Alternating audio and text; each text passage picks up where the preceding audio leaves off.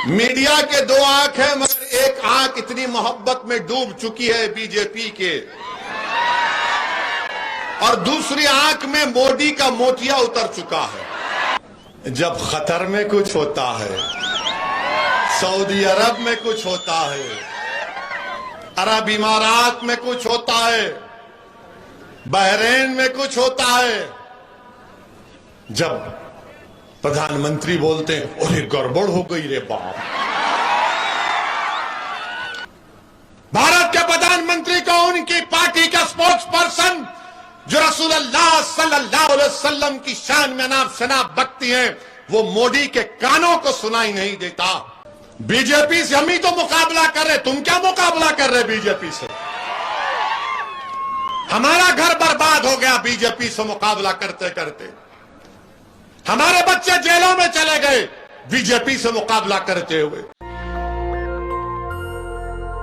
मेरे अजीज दोस्तों और बुजुर्गों, इंशाअल्लाह ताला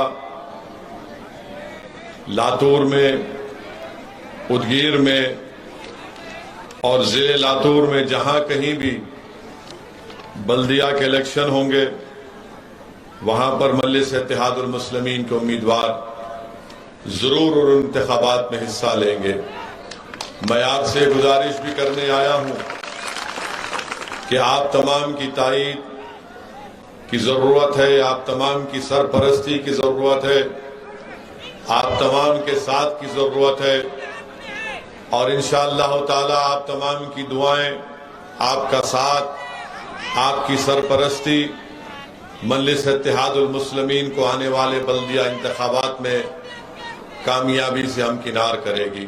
मैं उनसे पूछना चाह रहा हूं, बताओ फिर 75 साल में भारत के मुसलमानों से इंसाफ हुआ या नहीं हुआ? अगर मैं झूठ बोल रहा हूं तो क्या सच्चर कमेटी के फाइंडिंग झूठे हैं? अगर मैं झूठ कह रहा हूं तो रंगनाथ मिश्रा कमीशन की रिपोर्ट क्या कहती है भारत के मुसलमानों के बारे में? अगर मैं झूठ कह रहा हूं तो बताओ कुंडू कमेटी की रिपोर्ट क्या सच्चाई पर मुबन्नी है या नहीं?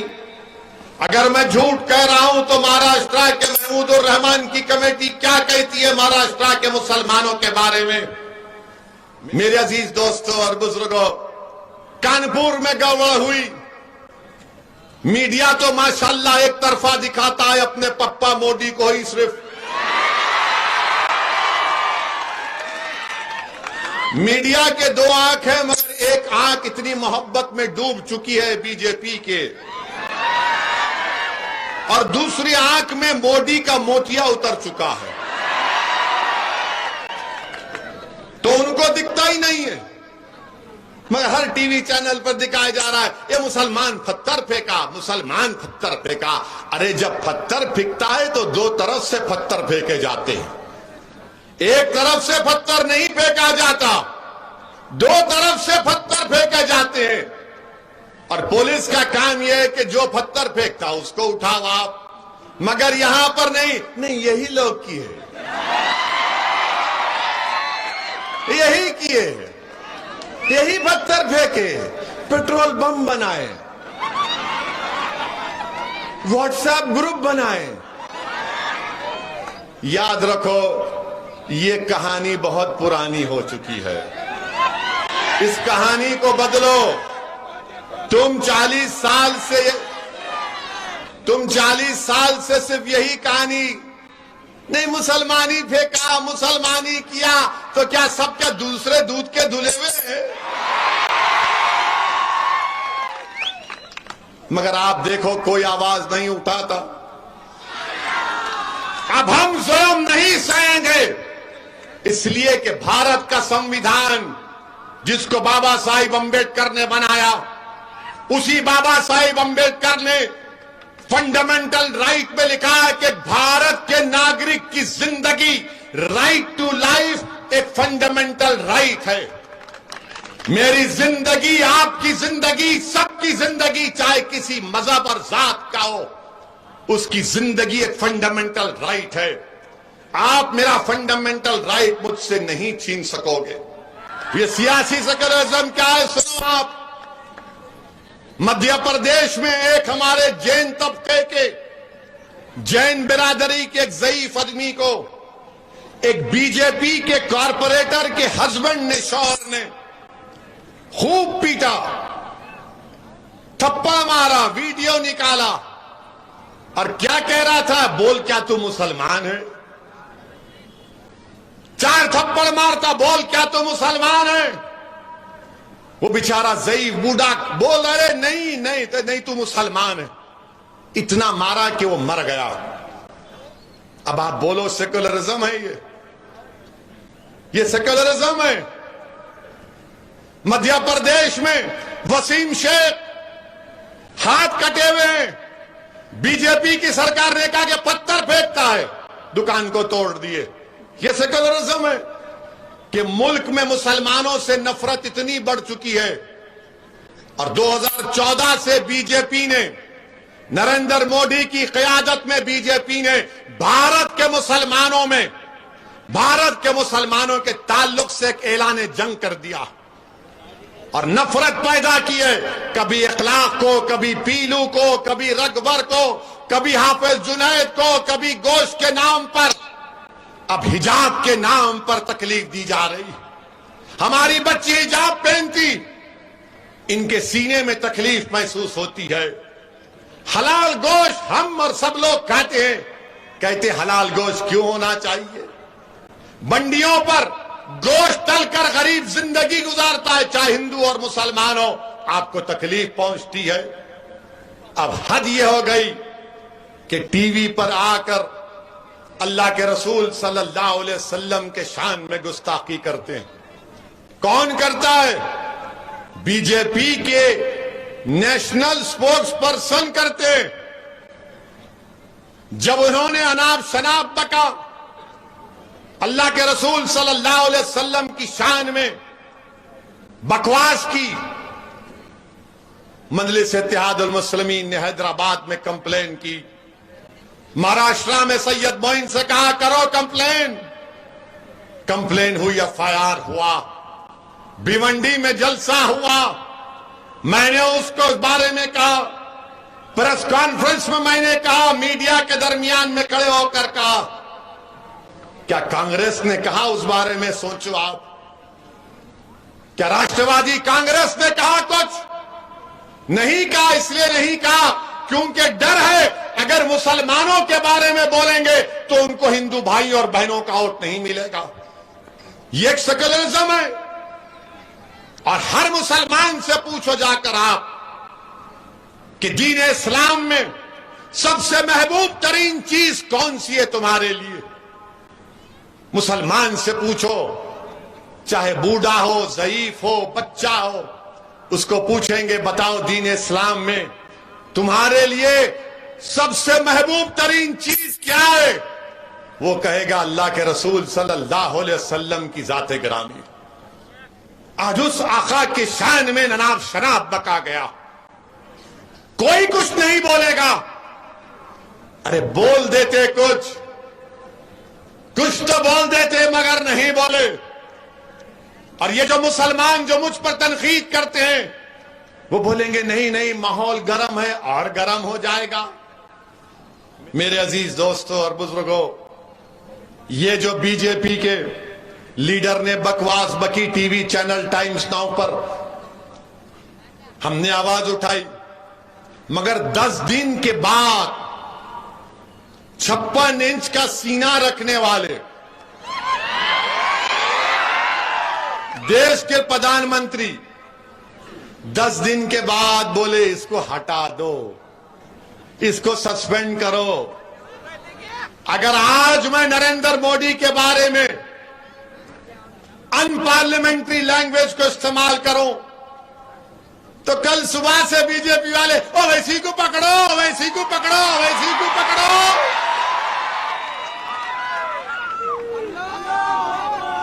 आप बताइए, 10 दिन के बाद मोदी को ख्याल आया, हम पुकार रहे हैं, बोल रहे हैं, मगर टस से मस नहीं होते मित्रों। और कब हरकत में आते हैं? हरकत में कब आते हैं? जब कतर में कुछ होता है, सऊदी अरब में कुछ होता है, अरब इमारात में कुछ होता है, बहरीन में कुछ होता है, जब प्रधानमंत्री बोलते हैं अरे गड़बड़ हो गई रे बाप, अब तो मैं चाय भी नहीं पिला सकता इनको, तब प्रधानमंत्री को ख्याल आता है मोदी को, हो बहुत बुरी तरह। आपको मालूम कि 50% ऑयल वहां से आता, 40% गैस कतर से आती, मतलब कौन लो बोल रहा आपको? आपको मालूम कि भारत का 55% फॉरेन रेमिटेंस यहां से आता, यहां से आता। 8 मिलियन लोग यानी 80 लाख लोग भारत के वहां काम कर रहे हैं। देश के प्रधानमंत्री कभी सोचो आप, अगर उनको कुछ हो जाएगा, वहां के मुल्क में वहां पर उनकी जान और माल को खतरा पैदा हो जाएगा तो क्या होगा देश के प्रधानमंत्री?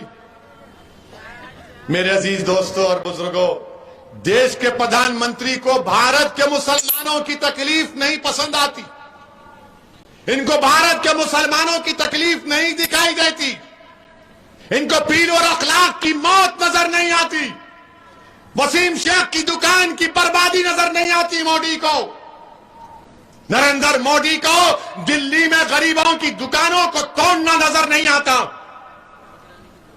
भारत के प्रधानमंत्री को उनकी पार्टी का स्पोक्स पर्सन जो रसूलुल्लाह सल्लल्लाहु अलैहि वसल्लम की शान में नाम शनाब बकती हैं, वो मोदी के कानों को सुनाई नहीं देता। 20 करोड़ मुसलमानों की तकलीफ को अगर मोदी नहीं समझेंगे तो किसकी समझेंगे? तो नरेंद्र मोदी को समझ में आया सऊदी अरब में क्या होगा, यूएई में क्या होगा, टर्की में क्या होगा, बहरीन में क्या होगा, ओमान में क्या होगा। यहां की इनको तकलीफ नजर आई। अफसोस भारत के वजीर आजम, आप तो बार बार भारत की मोहब्बत के दावे करते हैं, मगर भारत की सरजमीन पर बसने वाले गयूर मुसलमानों की तकलीफ आपको समझ में नहीं आई, मेरी पीड़ा आपको नजर नहीं आई। मैं पुकार कर कह रहा था भारत के वजीर आजम हैं आप सबके वजीर आजम हैं, मेरे भी हैं और सबके हैं, मगर आपने हरकत आई तो उन ममालिक को देखकर आई, कितनी पूरी दुनिया में भारत की बदनामगी हो रही है और कोई सेकुलर पार्टी कुछ नहीं बोलती है, सबके मुंह बंद। मगर मेरे अजीज दोस्तों और बुजुर्गों, मेरी आपसे अपील है कि आप एक सियासी ताकत बनिए, हमको डरने और घबराने की जरूरत नहीं है। यकीनन हम मुकाबला करेंगे शिवसेना से, कांग्रेस से, राष्ट्रवादी से, हम अपना हक, सियासी हक हासिल करेंगे। आज मीडिया ने पूछा राज्यसभा के इलेक्शन में क्या होगा, आपके 2 एमएलए हैं मुफ्ती इस्माइल और फारूक शाह, तो मैंने कहा जिसके पेट में दर्द है उन्हें अजवान खाना, मगर ये लोग बोलेंगे नहीं नहीं तुम आना हमारे पास 2 रास्ते, तुम बात करो, बात करेंगे, नहीं करते घर में बैठेंगे हम आराम से। ये जमाना चला गया, हमारे का नहीं आना, कोई आएगा नहीं तुम्हारे पास, ये डराओ मत हमको। तुम बीजेपी से हम ही तो मुकाबला कर रहे, तुम क्या मुकाबला कर रहे बीजेपी से?